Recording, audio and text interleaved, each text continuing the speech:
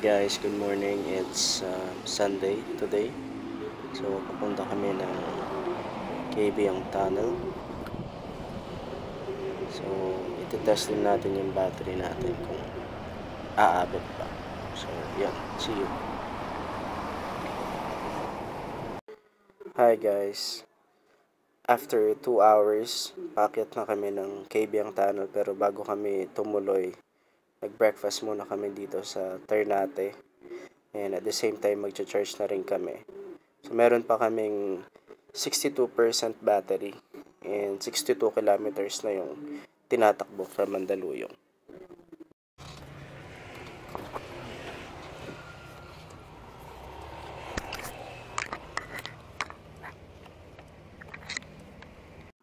So, after namin guys kumain dun sa Ternate, dumiretso na kami ng KByang Tunnel, which is like 11 kilometers. So, hindi naman siya ganun kalayo. And nag-start na rin yung ahon and mga counting curves sa daan.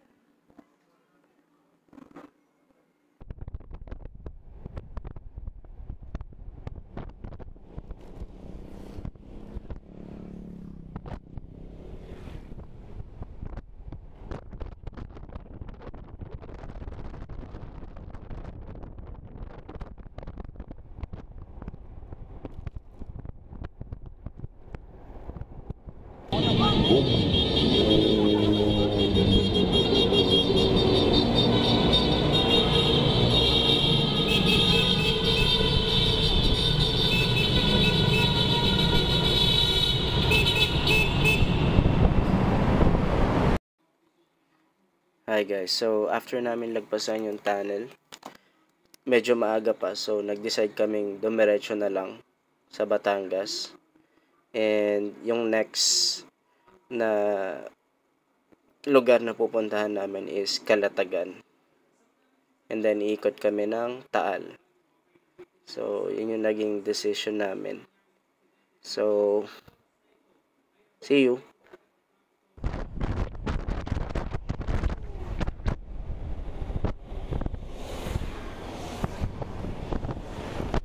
Natatakot ka? Ikaw? Kasama mo expert.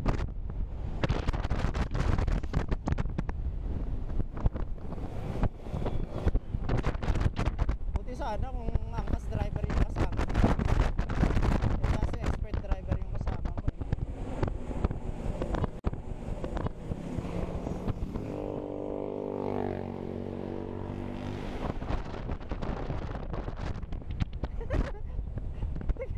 Tingin sila yung naka-banking kasi. Banking. Mas maganda pa pala dito kaysa Marilaki eh.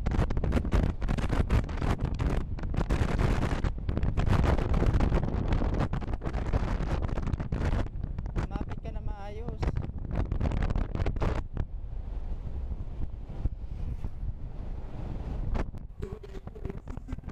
Yun. So, guys, dito medyo bumibilis na yung takbo natin. Since medyo di na okay yung panahon.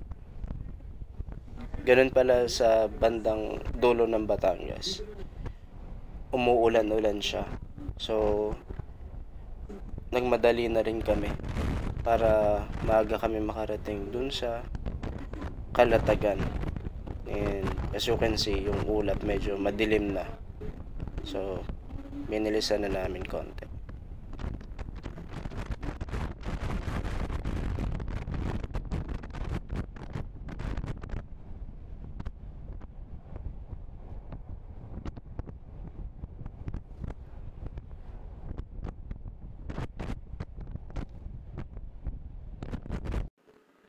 As expected guys, na ulanan nga kami. Medyo basang-basa kami dito. Pero good thing, nasa Calatagan na kami. And pag pupunta kayo dito, may para siyang fee para tumuloy. Ayan, medyo pinara kami dyan para magbayad. Gandang hapon po, saan po sila? Doon lang, sa dulo, tapos babalik. Meron pala silang ecological ano. Magkano po yung 30 per head po. Lagi. Ilan po? Wala na. Malayo pa yan, te. Mga ilang kilometers kaya? Mga 3 pa. 3 Saan ba kilometers? yung punta?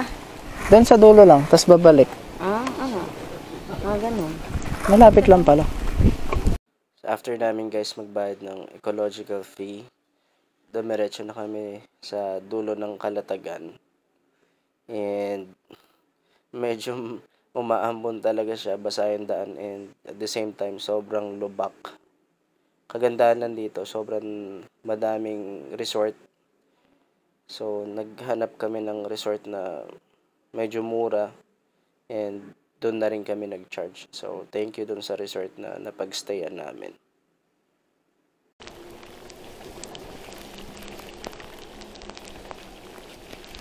Sunrise Road.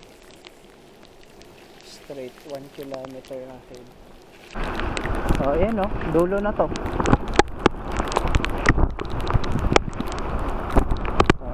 Oh. Diba, dulo, literal. Tanong ka na kung magkano dito. Dito na, dulo na to. Tanong ka lang. Wala na to. Pinakadulo na to. Tanong mo lang, mga ano lang, sabihin mo 4 na oras lang.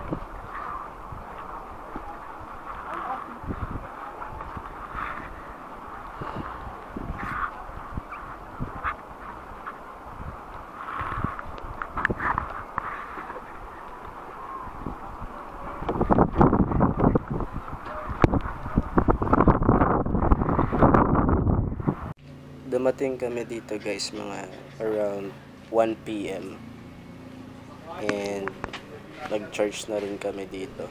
Libre lang yung charge since kumain kami. Nagastos namin is around 700. So 400 yung entrance, kasama yung, actually hindi kasama yung cottage, nilibre na lang nila. And then nag-order lang kami ng food. Nag-charge kami ng mga 3 oras. So na full charge naman siya. Actually hindi naman lowbat yung e-bike, nasa around 30% pa rin siya, pero kailangan na talaga i-charge para makauwi. In case magawi kayo guys dito sa Kalatagan, sobrang nire-recommend namin tong resort na to. Aside sa accommodating yung mga tao dito, libre pa yung charging. And at the same time, yung mga wires nila sa mga nag-i-e-bike dyan, mahilig mag long ride, makapal yung wires nila. So, hindi talaga puputok yung fuse.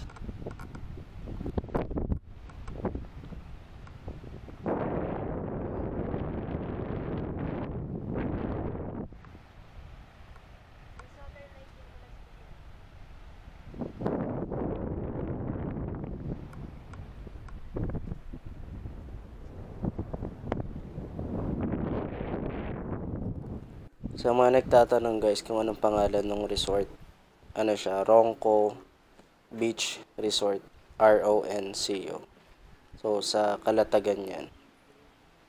Thank you sa Ronco Beach Resort. So after namin guys mag-charge dun sa resort, ano siya, inabot ng around 5 PM. Dumiretso na kami ng uwi. So dumaan kami ng Lipa para maikot namin yung Taal. And approximately nasa around 160 kilometers siya pa uwi. So mahaba-habang biyahe talaga.